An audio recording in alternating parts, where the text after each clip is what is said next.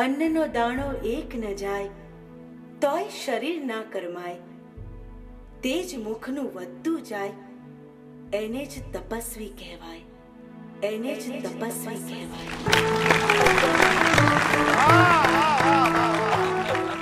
આનંદ આનંદ આનંદ થઈ ગયો. દીકરા ભાનમલ. જી ફુવાસા.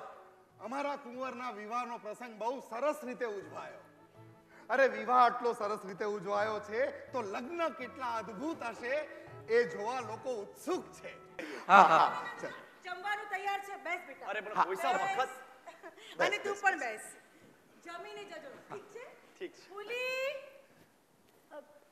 હુકુમ બાઈસા. જમવાની વ્યવસ્થા થઈ ગઈ? હા બાઈસા, જમવાનું તૈયાર જ છે. બાઈસા, હું જરા ઘરે જાઉં છું. અરે ફૂલી, શું ઉતાવળ છે તને? હા, બેસ અહીંયા. બાઈસા, બેસ. તો શું વાત છે, બોલ ને. बाईसा, बाईसा, अजीब ऐसी कुत्ती और कमीनी चीज होवे है कि मिठाई में खाने की आदत लग गई तो सूखी रोटी मुंह में ना जावेगी. मारे बच्चे भी खुशी से सूखी रोटी खावे हैं. ये पकवान का स्वाद मुंह लग गया तो रोज रोज कहां से खिलाऊंगी. हमारी दोस्ती तो बाजरे से ही अच्छी. ये मिठाई में भी आपको ही मुबारक सेठानी. मैं जानू हूँ आप जिंदगी भर मेरे परिवार को पाल सके हो. ना ना, किंतु किंतु औरों का क्या? औरों का? तो कोनी बात करी रही है फूली? बाईसा, बाईसा, मेरा भाई आया है गांव से. ये 2 साल बारिश के बगैर ऐसे गए हैं. एक दाना नहीं है खाने को. मेरे माँ बापू भाई बहन कद्दू का छोटा टुकड़ा पानी में उबालकर हफ्तों से पानी पी के दिन निकाल रहे हैं.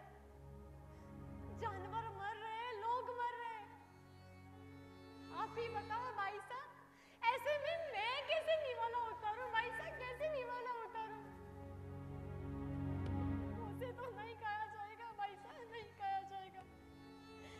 माफ कर दो हमको, माफ कर दो. ભાનમલ, જી ફોઈસા.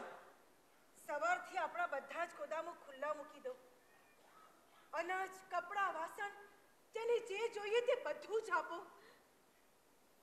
હા ચંપા.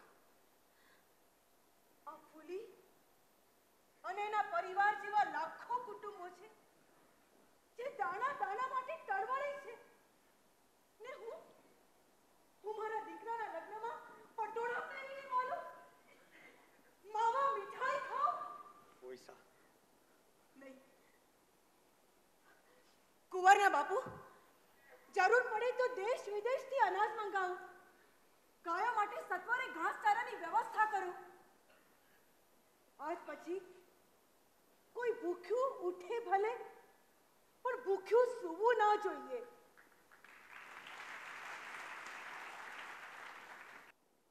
અને આપણા ધર્મગુરુ હીર વિજય સુરીજી મહારાજનું સ્મરણ કરી મારા ભાગના અન્નનો પણ ત્યાગ કરું છું.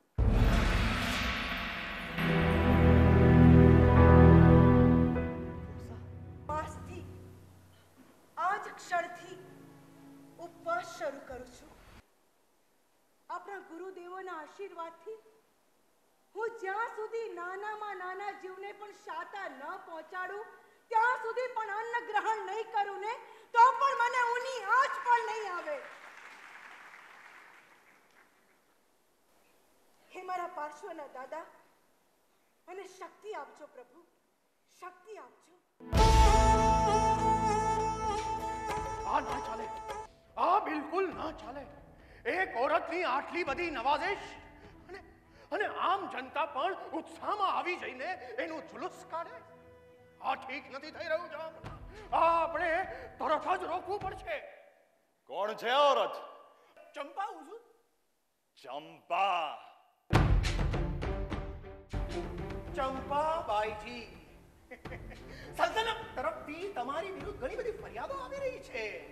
અને તમે જૈન લોકોને ભેગા કરીને સલ્તનત વિરુદ્ધ કોઈ કાવતરું કરી રહ્યા છો.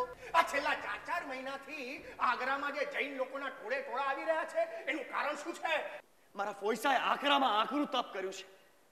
છેલ્લા કેટલાય મહિનાઓથી મારા પૈસાએ અન્નનો એક દાણો પણ ખાધો નથી, અને આ વાતની આખા ભારત વર્ષમાં ચર્ચા છે.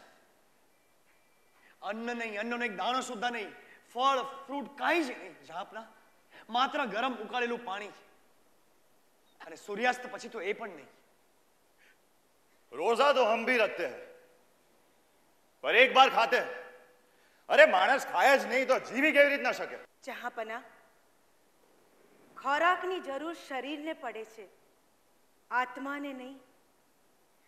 આત્મા તો સ્વયંભૂ ઉર્જા સ્વરૂપ છે.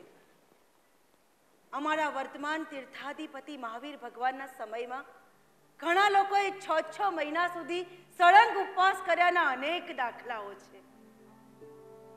અને અમારા ભગવાન આદિનાથ ભગવાનના સમયમાં સળંગ વર્ષ સુધી ઉપવાસ કરનારના અનેક પુરાવાઓ છે. ઉપવાસ એવી ચીજ છે જે આત્માને પણ પરમાત્મા બનાવી દે છે. આ ક્રોધ તમને ખૂબ ભાલો છે ને, તો સૌથી પહેલા એની કુરબાની આપો. એના બદલામાં મારો જીવ પણ હાજર છે. ક્રોધ, મોહ, લોભ અને મિથ્યાભિમાન, જ્યારે આ બધાની કુરબાની આપીને સાચા રસ્તે તમે રોઝા કરશો ને, તો તમે પોતે જ અલ્લાહ બની જશો. હું માનતો જ નથી કે તમે 5 મહિનાથી કાંઈ ખાધું નથી. ટોડરમલ, ખૂબ મોટી ચીજ છે ને આ તપ, તો મને પણ તો એનો થોડો લાભ મળવો જોઈએ. સુખમાં મારા મહાવીર અને સગવડમાં નૌકાર વાળી, ऐशो आराम तमने मुबारक, मैं तो प्रभु नामમાં જ દોલત ભાડી. મંજૂર છે? ભૂખ ના મારી ઊંઘ નથી આવતી લાગે છે,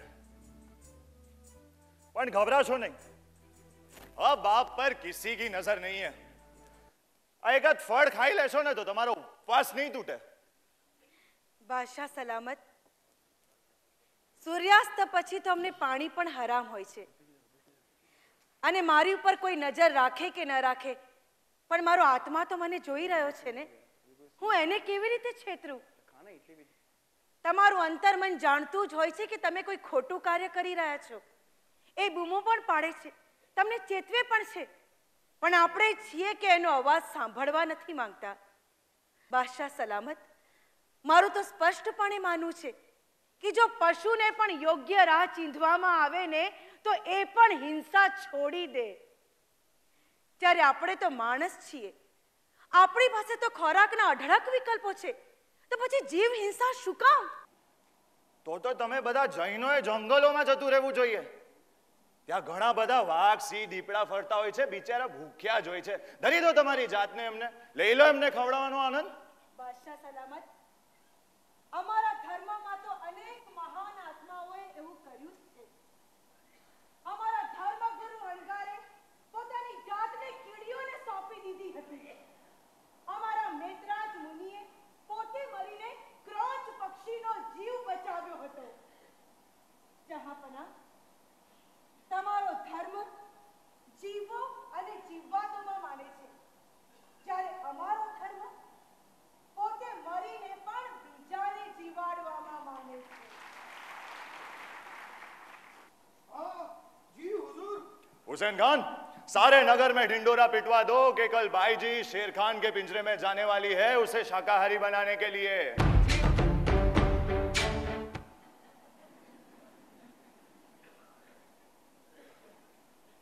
हुजूर, આને ખબર છે શેરખાન વાઘ છે?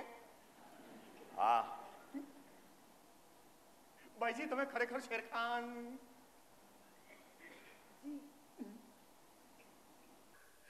આ બાઈના ઉપવાસ ક્યારે પૂરા થશે એ તો ખબર નથી, પણ આવતીકાલે આપણા શેરખાનના ઉપવાસ ચોક્કસ પૂરા થઈ જશે. હું અહીંયાથી ક્યાંય નહીં જાઉં. બેટા, આપણે અહિંસક છીએ, કાયર નહીં.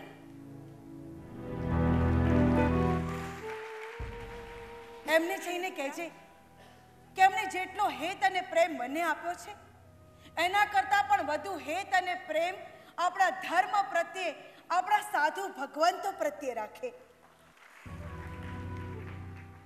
પાર્શ્વના દાદા સૌને ખુશ રાખે. બેટા, તમે મારી જરાય ચિંતા ના કરતા.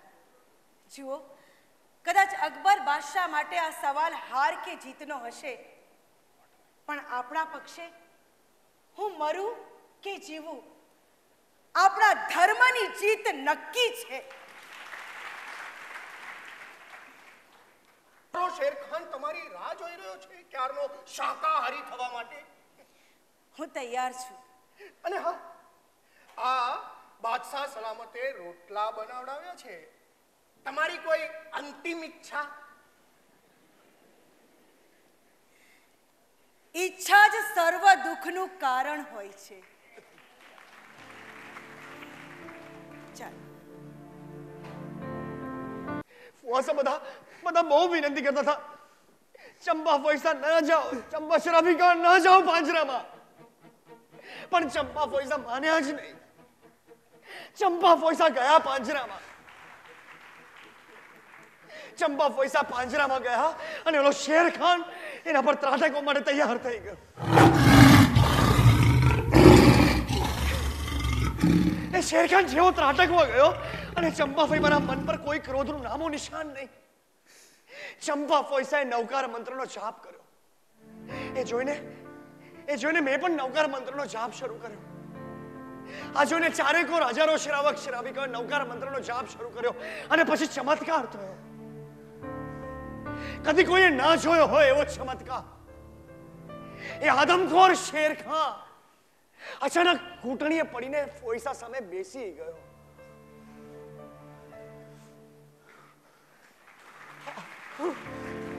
હા ફુઆસા, હા, ફોઈસા જીવિત છે. એ આદમખોર શેરખાને રોટલો ખાધો ફોઈસાના હાથે. બાઈજી,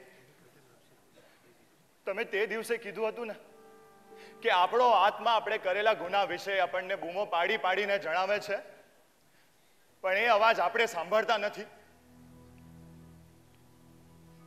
હા, આજે મને મારી આત્માના અવાજો સંભળાઈ રહ્યા છે.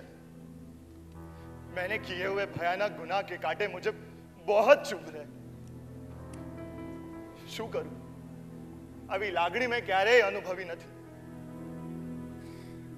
પથ્થર જેવી હિમશિલા ચીરીને જ્યારે ઝરણું ફૂટવાનું હોય ને ત્યારે જ આવી લાગણી અનુભવાય છે. બાદશાહ સલામત, હું હમણાં ત્યાં જાઉં છું.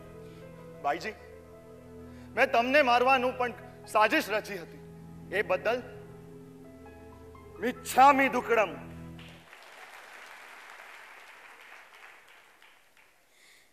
મને તમારા માટે કોઈ રાગ દ્વેષ નથી. અને બાઈજી, જે ઉપવાસે હોય ને એને શું કહેવાનું એ પણ મને જોરદાર શીખવાડ્યું છે. સાતામાં છો ને? આપના મહાદેવ ગુરુ કોણ છે? અમારા મહાદેવ, અમારા ધર્મ ગુરુ હીર વિજય સુરીજી મહારાજ, જે અત્યારે ગંધાર ક્ષેત્રમાં છે. હું તમને મળીને આટલો પ્રભાવિત થયો છું તો એ કેટલા પ્રભાવશાળી હશે. શું એ મારા મહેલમાં પગલા કરશે? ચોક્કસ જહાંપના. અમારા ધર્મ ગુરુ તો કરુણાના સાગર છે. હું એમને વિનંતી કરીશ, બાદશાહ સલામત, કોઈ પણ જીવને સાતા પહોંચાડવી એ જ અમારો ધર્મ છે. એ જરૂર આવશે.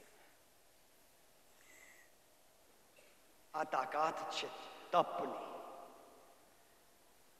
તપ આત્માને પરમાત્મા બની શકે છે. કોઈ ક્રૂર માણસને પણ કેવો પામર બનાવી શકે છે, કેવો સિદ્ધ બનાવી શકે છે. તાકાત છે તપની. તો આવો, આપણે પણ સાથે મળીએ અને તપ કરવાનું પ્રણ લઈએ. થાય એવું તપ કરીએ, આપણા ધર્મને ઉજાડીએ. આપણે તપ કરશું તો નક્કી આવનારી પેઢીમાં ફરી પાછી ચંપા ફોઈસા જેવી શ્રાવકનો જન્મ થશે ને થશે.